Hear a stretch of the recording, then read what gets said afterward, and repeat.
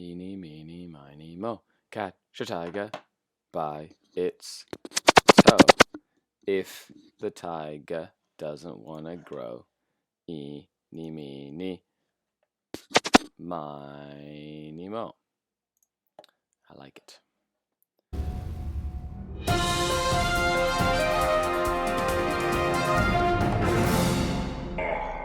The Dark King. Hello and welcome to Meta Monday Analysis, or MMA as I like to call it. I am Skari, your grateful host. This is an exclusive Patreon thing that we do every single Monday, in this case Thursday, because I was a little bit busy over the last couple of days. However, I get to discuss the meta with you and what's going on, the top lists at tournaments that are at least 5 rounds and at least 32 people, essentially GTs or higher. If not, I don't really give them the stock, because then we really get to see what is doing well out there. Evan and Mark, welcome. So there are 4 main events that I'll be talking about this weekend. The Invasion Championship, the Hardcore ITC Open, the London GT, and Attack X that happened this past weekend. Bartosz, how are you? Nice to see you. So the first one I want to talk about is the Invasion Championship. So the Invasion Championship was a 34-person GT with 5 rounds. There was one undefeated player. This player was Rasmund Valand Fredriksson, playing with his Drukhari. Very excited to see another Drukhari list. Up at the top, Samuel, welcome. Tor Grudeland with Adeptus Custodes. Eric Kiel with Cult Mechanicus. And then 4th place, Ingvar Buli with Tau Sept. And then the next Imperial is in 5th. And then we have Ultramarines in 6th. And Custodes and Steel Legion. And another Drukhari all the way in 9th place. Okay. So top 3. Eric Kiel with his Cult Mechanicus. He lost his first game and then won every single game after that. And his first game loss was against someone. So we'll kind of see. His round 1, he played Stephen O'Neill. And so he was playing Cult Mechanicus. And Stephen O'Neill was playing Custodes. Ended up losing his second to final game. Makes sense. With only 8 points. Ouch. Painful. Hello, Tanya. How are you? Welcome. So what is in his list? With Cult Mechanicus, we're starting to see a lot of the Scorpius Disintegrators, so I wouldn't be surprised if we see those, and some of the Destroyers as well. Let's dive in. Extra Warlord trait. Okay. Super Heavy Detachment of Imperial Knight. House Crest. 1 Warglaive Crusade. Okay, so this is an Imperium list. It is not an Adeptus Mechanicus list.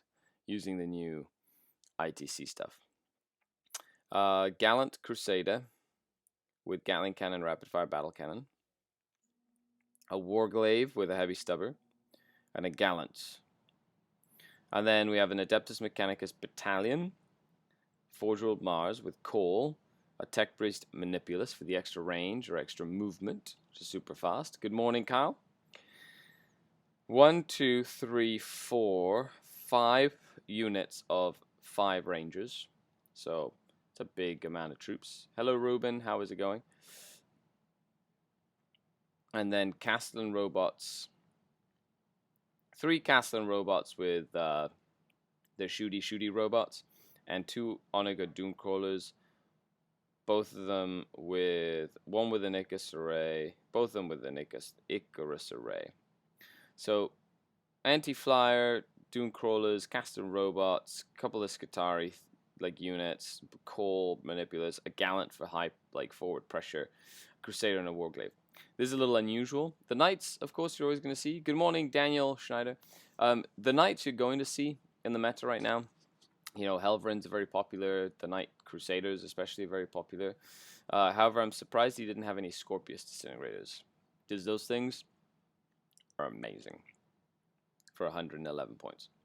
Then we have Tor Grodeland with his Adeptus Custodes. He did lose his last and final game.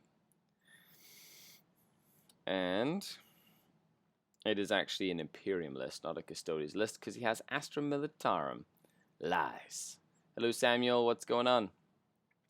Company commander of... Doesn't say what guard army they're from. 3 units of 10 guardsmen. 2 of them have mortars. Then a Sisters of Battle battalion with 2 cannonesses with just chainswords. 15 battle sisters with bolt guns. And then a spearhead detachment with a shield, 2 shield captain on Dawn Eagle jet bikes. Hey Pete Smith, hey Damien, what's going on? And then 1, 2, 3, 4, 5. 5 Alarian Custodians with Castla and Axes. 1 Vixilia Magnifica, so -1 hit banner. And 3 Caladius Grav Tanks. The new Caladius Grav Tanks. Came in 2nd place. It's not bad. It's an Imperium list. It's not Custodes, but it's Imperium. You know, the Caladius Grav Tanks is still very, very strong, even with the nerf to them or the transition from beta to normal rules. Sisters of Battle are there probably to do some cool stuff like extra move, get there, chaff, hold objectives, as well as the deny anti-psyker stuff. And company commander with the loyal 32. Why not? They are loyal and they are 32. That Imperial Guard section, 32 models, right? Well, technically 30 models because he's taken 2 mortars, so he combines 2 models into 1 model.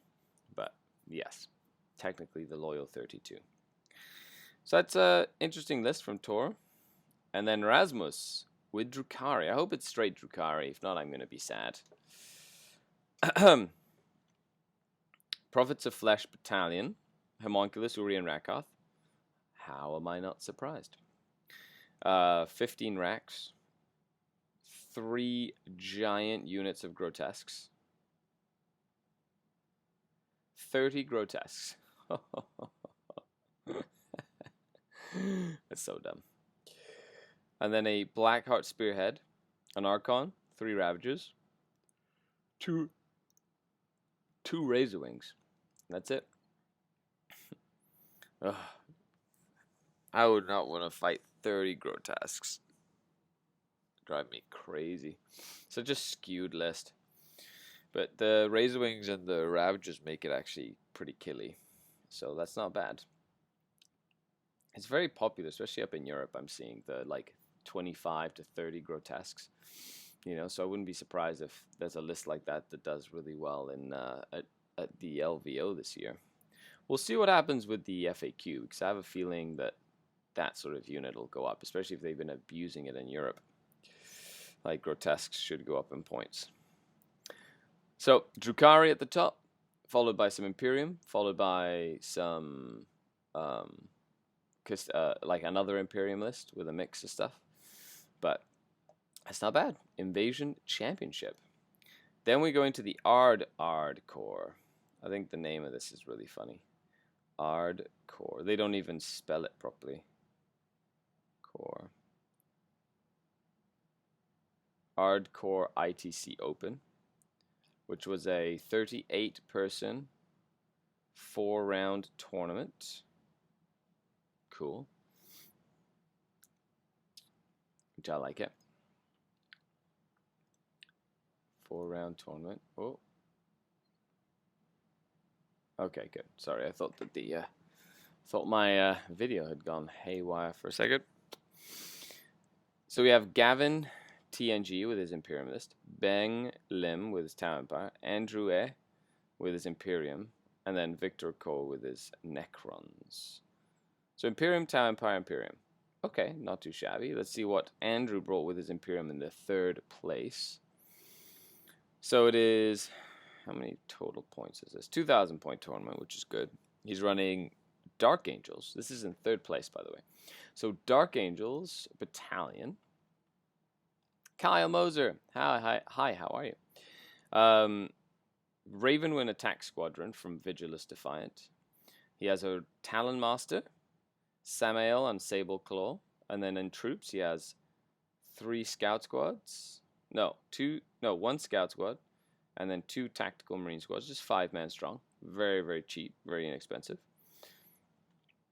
Fast attack, he has a Ravenwing Dark Shroud with a heavy bolter. In his flyers, he has 2 Nephilim jet fighters, which have the Avenger Mega Bolters and the missile launchers and the twin heavy bolter. So I believe that's the fighter, not the bomber one. Then he has a Imperial Knight detachment of Tyrannus with 1 Gallant, and this is an auxiliary detachment. Probably the Zombie Knight, so you can just Zombie Knight him if you want all the time. Henrik, Ty, hello Henrik, hello Ty, what's going on? And then we have a Supreme Command detachment of Cadians with Vigilus Defiant, Tank Company. So Tank Commander Pask, great. 2 more Tank Commanders on top of that. Okay, fair enough. One of them's a Warlord that has Old Grudges.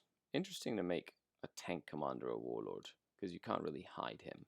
I can see why to give like Old Grudges to your Tank Commanders, but why not just give it to a dude on foot? Interesting. And then that's it. And then for some reason he has 2 extra Tank Commanders underneath his list, but I don't think that's part of the list. Pretty neat, if you ask me. I think that's pretty awesome.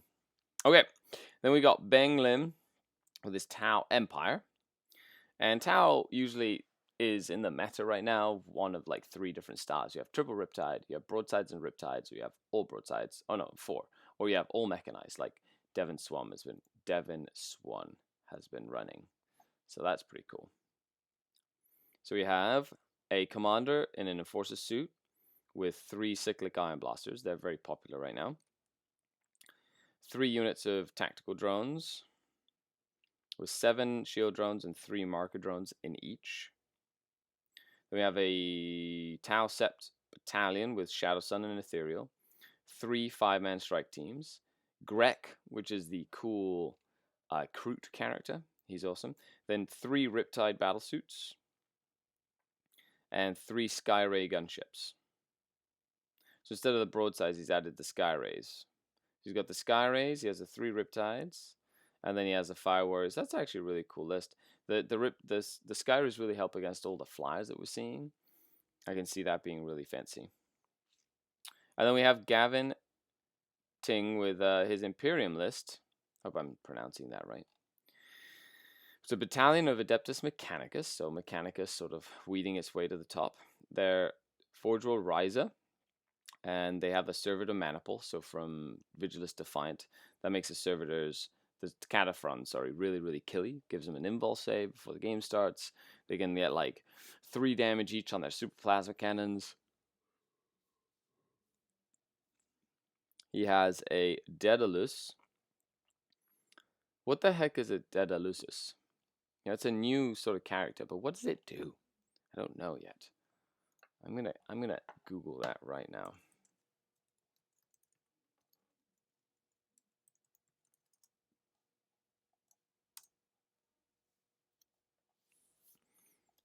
There we go. So he's the new HQ from the Blackstone Fortress. So let's see if we can find a set of rules for him. There we go. Perfect. Perfect. So he's movement 6, weapon skill ballistic, so weapon skill 4, ballistic skill 3, strength 3, toughness 4, 5 wounds, 2 attacks, leadership 8, 4, plus save. Single model, he's armed with an eradication pistol, Server Arc Claw. You can only have 1 of these, so he's basically a named character. His eradication pistol is a 12-inch D3 pistol, strength 6, minus 1 AP, 1 damage. If the target is within 6 inches, this weapon has pistol 1, minus 3 AP, damage D3. So instead of D3, just 1 shot. Okay. And the Servo Arc Claw is plus 1 strength, making him strength 4, minus 1 AP. But when it attacks a vehicle, has a damage of D3. Okay. Not too shabby. He has Canticles. He has a 5-up invul save. He has an Omni Scanner, so at the start of the shooting phase, you can select 1 enemy unit that is within 24 invisible. Until the end of the phase, add 1 to hit rolls for attacks made by friendly Adeptus Mechanics units target a selected unit while they're within 6 inches. +1 to hit on a target within 24, as long as you're within 6 inches. That's incredible. And then he has an Archaeotech device. Once per battle, at the start of your shooting phase, the Daedalus can activate an ancient Archaeotech device. If he does so, select one of the following effects. Either select a friendly Adepts and Mechanics unit within 3 inches. One model in that unit regains D3 wounds. Okay. Select one enemy unit within 3 inches. That enemy unit suffers D3 mortal wounds. Okay, so you can either heal something within D3, or you can make the enemy take D3. He never benefits from a Forge World dogma, because he's a roving explorer. So he's not from any one Forge World, so he's like a mercenary. Cool. And he doesn't prevent others from taking it. That's pretty neat, actually. Jonathan, Tyler, welcome. Welcome, one and all. That's pretty neat. So the Daedalus, he's 50 points. 50 points for a +1 to hit bubble. I think that's pretty good. I think that's pretty good. Especially because all the servitors normally hit on 4s. So now they're hitting on 3s. And that's neat. Tech Priest Dominus, a Tech Priest Manipulus. 1, 2, 3, 4, 5, 6, 7, 8, 9, 10, 11, 12 Cataphron Destroyers. That unit is nasty. However, if it gets touched, it's useless. So lots of points, like 600 points into one unit. Risky business, but it will kill everything it shoots. Skari Ranger Alpha with just rifles, nothing crazy. Then 4 servitors in a servitor unit so that you can basically sacrifice the servitor and bring guys back. Jonathan LM, yes, thank you. He's feeling a little better. Today, the wife is not working, so that means she's taking care of him right now while I do this and then the paint stream in like 20 minutes. And then he has a White Scar battalion with a captain, a librarian, 3 scout squads, three Invictor tactical war suits for high forward pressure. This prevents people from being able to touch your Cataphron destroyers. So you're putting like high forward pressure. I'm finding that a lot of armies right now have units that apply forward pressure to force people to deal with them. Kind of like what I use my Reva jet bikes for right now. Heavy support, 1 Thunderfire cannon. And then a fortification network, an Imperial Bastion. Basically to put the destroyers in the bastion. So you can't shoot them. And then they get out and murder you. Oh, it's an efficient use of killie points. Oh. Anyway, I can see how he won with that. Considering that's a lot of damage. So that was the hardcore ITC Open, and now we go to the London GT, the London Grand Tournament. Now let's just see if they fix this whole placings aren't available. Okay, they are. Hooray! They fixed that. So there were 9 undefeated players. And then after that, we had a whole bunch, and then 4 that had ties. So 9 undefeated players at the London Grand Tournament, which is not surprising because it had a ton of people. So we had Anthony Chu in first place with Eldari, Manny with Eldari, Patrick with Ultramarines, Innes with Adeptus Astartes, Josh with Adeptus Astartes, Richard Sims with Azuriani, Michelle with Imperial Knights, Chris Gent with Adeptus Astartes, and Henry with Imperium. So we have Imperium, Marines, Knights, Eldar, Space Marines, Space Marines, Space Marines, Eldar. So if you want to know what the meta is looking like as we move into the FAQ season, hello Alexander, what's going on? Q&A sections are your chat. Okay, thank you, appreciate it. Zach deliberately hid the placings to prevent players from trying to fix their results. Well, that makes sense. But I'm glad the placings are now set, which is good. But here we are. So let's just do the top 3: Patrick, Manny, and Anthony Chu, because they got the most points out of everybody. If I would have been there, I got 175 points. That means I would have been in 3rd. Except I lost, so technically no. Patrick's Ultramarines were Gulliman, Okay. Chaplain Librarian. 10 intercessors. 1, 2, 3, 4 scout squads with combat knives. Interesting. 5 aggressors. Eliminator, Thunderfire Cannon. 2 repulsors. That's it. That doesn't look like a lot. Really? 2 repulsors, 2 eliminator units, 1 Thunderfire Cannon, 5 aggressors, 4 scouts, 10 intercessors, chaplain librarian, and Gulliman. Wow, that's incredible. That doesn't seem like a super powerful jump out at you list, but he crushed people. Cool. Okay, not even any executioners in there. Manny Chima with his Eldari. I don't feel like he would have won the event had he continued going, to be honest. Because that doesn't, like, he's just there's almost no long range shooting, nothing. Manny had a Sam Han detachment of a Farseer Warlock, 15 Guardian Defenders, 15 Guardian Defenders, 14 Guardian Defenders, so a bunch of Guardians. 9 Scatalaser Wind Riders, of course, being Sam Han. They can move and shoot without penalty, which is really good. And then an Airwing detachment of Elatok with 3 Crimson Hunter Exarchs. And then an Airwing detachment of Drukhari with 3 Razorwing Jet Fighters and 2 Void Raven Bombers. And that is it. Just a bunch of flyers. 8 flyers, and then 30, 40 some infantry, Wind Riders to clear chaff, and then the Farseer and the Warlock. It's a very simple list, but this is the kind of list that does a lot of punch. So you don't have to like overly complicate it. It's just copy paste. Crimson Hunters because they're amazing. Razorwings are amazing. Couple of Void Ravens in there. And you get access to Vect as well. Guardian Defenders to get board control because they are quite hard to kill. And they can deep strike and do a lot of work with their Shuriken catapults. The Shuriken cannons keep them alive a lot longer than they should. And the Wind Riders are like a priority target, but you can fire and fade with them, keep them alive, and they just do a lot of shots. 9 times 4 shots that don't suffer the penalty for moving and shooting, combined with the ability to do Doom on the target, Jink on the target, and Guide on the jet bikes, which makes them very killy. So congratulations to Manny for getting second place. And then Anthony Chu. So Anthony Chu's playing Eldari as well. He's running 3 Crimson Hunter Exarchs, a Elatok, and 1 Nightwing. So it's a little bit different. He has a Nightwing in there, which is like a cheap Crimson Hunter Exarch. Then he has a Farseer and a Spearhead with a Skyrunner, Warlock, 1 Night Spinner, and 2 Shadow Weavers, and then 2 more Nightwings in the flyer spot. Okay, so he has 3 Nightwings, 3 Crimson Knight Exarchs.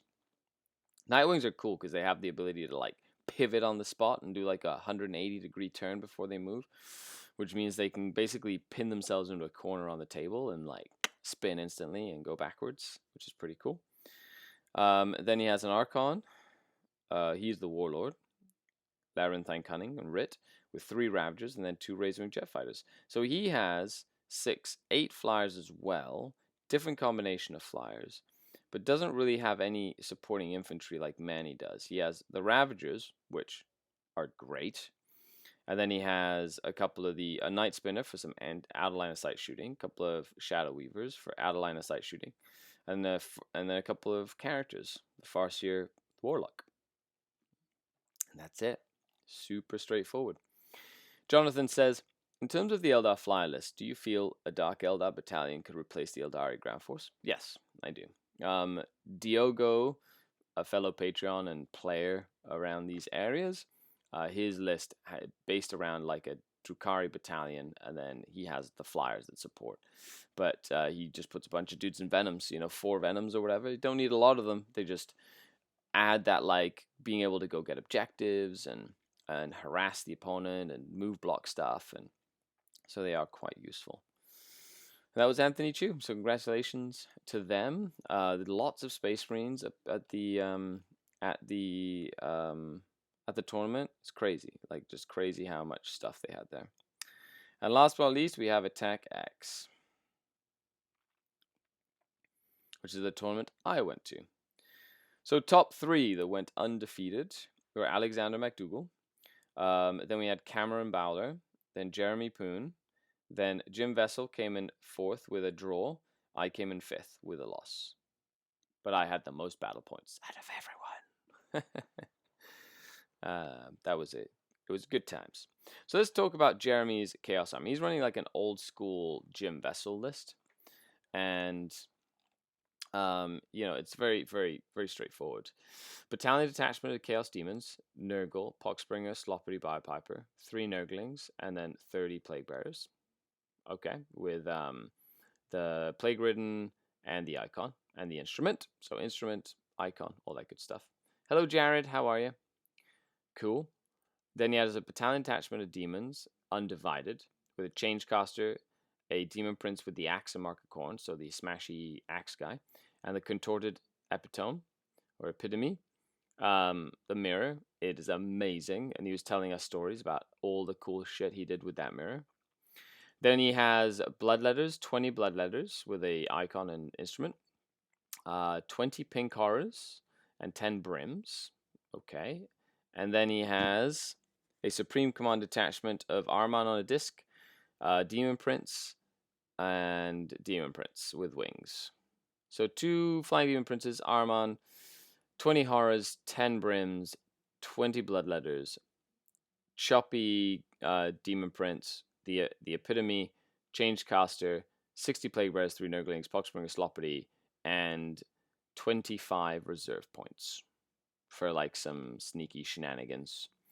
So that's pretty much Jim's list, almost an exact copy of one of Jim's versions of the list. Still really strong in the meta right now. We'll see what the right now the FAQ and chapter approved are going to be the biggest impact that we have on the game, changing point costs or changing how things work and interact.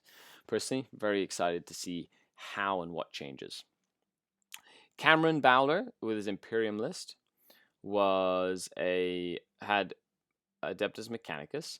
So Styges, he had the Daedalus. We learned what the Daedalus did, and it's a spearhead detachment. 3 Scorpius Disintegrators. Told you they were there somewhere. With the Bellicose or Belleros energy cannon. Then a outright attachment of Custodes with a Captain Trajan Valoris, a -1 to hit banner, Magnifica, whatever. He was the warlord actually. Interesting.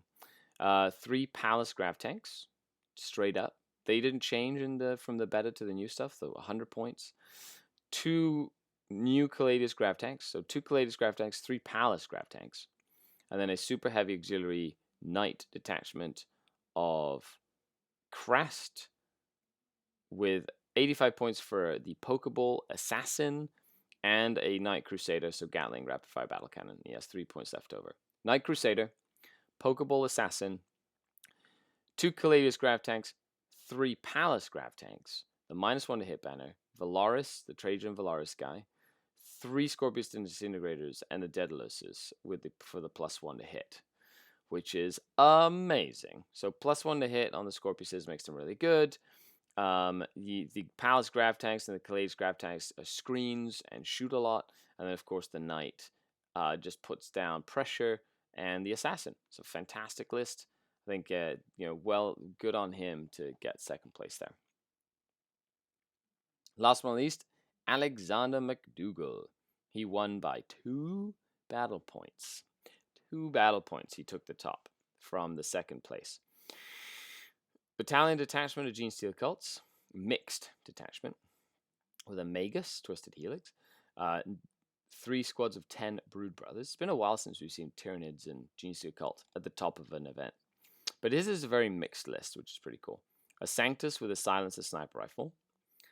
Then he has a Battalion Tyranid Genestealer Cult Anointed Throng Twisted Helix Battalion.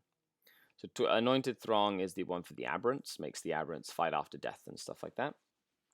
An Abominant, a Primus, an Acolyte Hybrid of 20 with Hand Flamers, 2 10-man Brood Brother infantry squads, 10 Aberrants, very nasty Aberrants. Now they are Twisted Helix, so they get the fight twice as well stratagem, and they move extra when they advance, I'm pretty sure. A Biophagus to buff them up, give them a cool buff. A Nexos to move some stuff around and CP regen. and then a Kraken Tyranid battalion of a Broodlord, Swarmlord, 16 Stealers, 20 Stealers, and 3 Ripper Swarms. So he has the high pressure of the Gene Stealers. He has the Aberrants that he can put down. There's basically no shooting. He has the Flamer Bombs, so he can like clear out Plague Bearers or Chaff or things like that as well. Tanya gets it. Didn't Alex win Harvester of Souls the weekend before? I am not sure. I haven't checked. I know that was a tournament that they had gone to together, but you can probably just check it on the app. David Anderson, welcome. Hello. Thanks for tuning in to Meta Thursday. Okay, so that's basically what we have there. If you have any questions, put them in the chat. Every week, I usually put up a post on the page, like the Facebook page, so you can ask your questions as well. So there are a few questions, and of course, if you want to post a question now in the live chat, it'll give me a chance to do that as well for Meta Monday. Anything that has to do with the competitive meta right now. Aaron L. Brosnan says, best combination to drop a knight turn 1 with Dark Eldar. So the best combination I have found to kill a knight in turn 1 is vecting the 4+ invulnerable save and basically shooting everything you have, like your whole army at it. If you don't have things like Dark Lances or Void Lances, it usually take like all your Ravage, all your Razorwing Jet Fighters, all your Shredders, all your Blasters. Like you have to be able to like focus on one target at a time. Yeah. Ideally, it's you have Void Lances, and that's why I'm starting to take Void Ravens, is I need that Strength 9 Void Lances. Ondrej, how are you? To be able to help nuke that knight in the first turn. That's a good question, though. It's usually hard. Usually you have to wait for them to get close to you and then like attack them with everything you have to just make sure it's dead. But Disintegrators, I find, work really well for me. Number 2. Is Flayed Skull now a great anti-meta choice to counter all the extra cover bonus of the new Marines? I think Flayed Skull is very good because of the speed and maneuverability. I think the rerolls that you get, it's less about the cover. You know, there's a lot of factions out there that you want to use Flayed Skull against, like Genestealer Cult, that have a special rule that's just +1 armor instead of a cover save, right? So then it doesn't become nearly as useful against some of the hordes that you might see. As for Marines, I wouldn't use Venoms to kill Marines. I'd use Disintegrators to kill Marines. So Flayed Skull or not, it doesn't really matter at that point. Number 3, are Dizzies enough to deal with Iron Hands? Yes. Disintegrators are enough to deal with everything because Disintegrators are amazing. So I hope that answers your question. Jason Lichty asks, to Dreadblade or not to Dreadblade? I think he's going all Shakespearean on us here. Wondering if it's worth making a Chaos Knight a Dreadblade to get little bonus potential debuffs. You also lose access to the Iconoclast 4++ relic and the Infernal Bubble, an Infernal double your wounds to see what level you're at relic. What are your thoughts? I think Dreadblade is very, very useful and versatile. Like the negatives that you can pick, like can't use any stratagems on him or fights last in close combat. Like if you fail that leadership test, who cares really? But then you can really kind of pick a good choice that you want.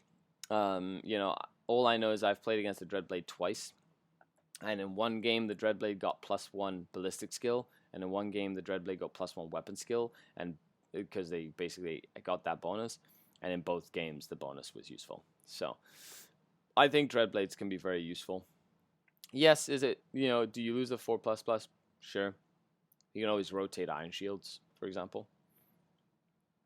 But I would say yes to the Dreadblade. Robert Lambourne says, what do you think of the new Psychic Awakening article with the new plastic Clavex? I'm so pumped for new plastic Incubi models.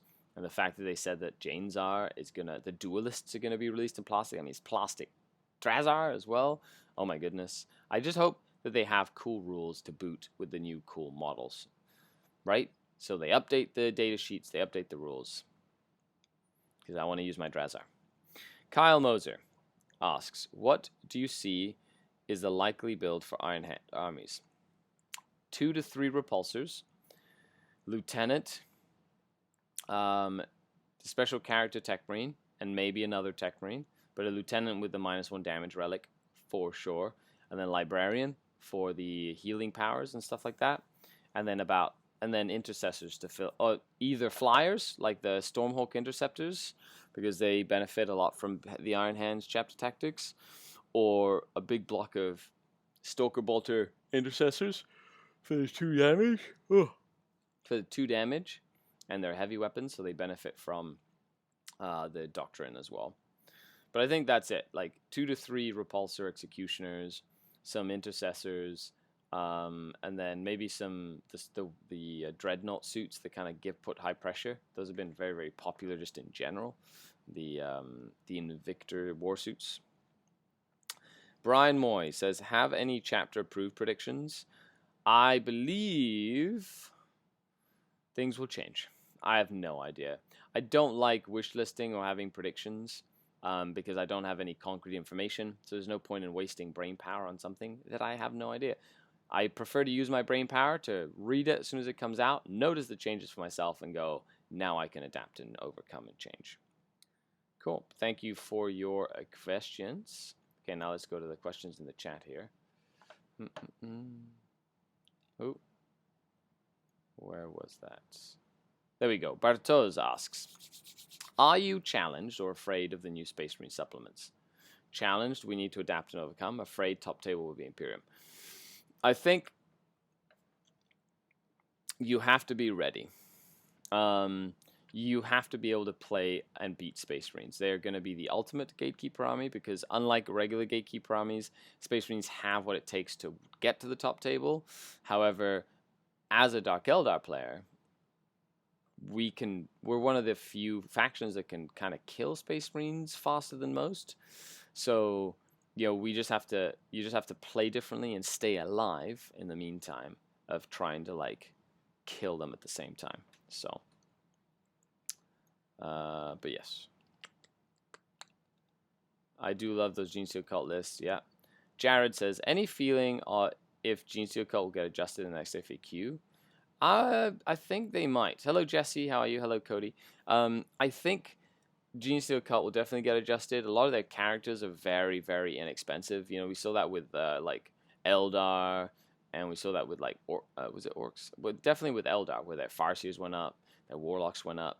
So like the support characters were key, and I see that a lot in Genesteal Cult, where you've got like a Kelamorph and all these like crazy good characters are really, really, really cheap, but they do a lot for the army. So I could see them kind of switching that a little bit as well.